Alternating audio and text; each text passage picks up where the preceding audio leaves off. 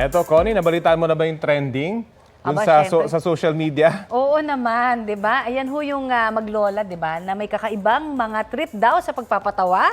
Ito, panoorin po natin.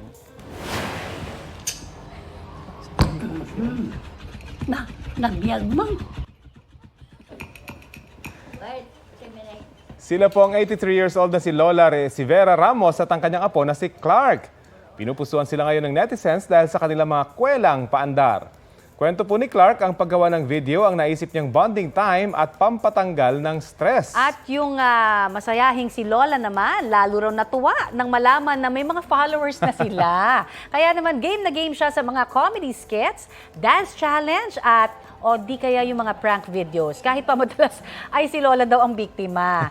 Para kay Clark, ayos ito dahil marami siyang mababalikang masasayang alaala ng lola niya sa mga darating na taon. Ang cute ni Lola, cool na cool. Balita ko, may tututukan kayo tuwing 11 a.m. sa GTV.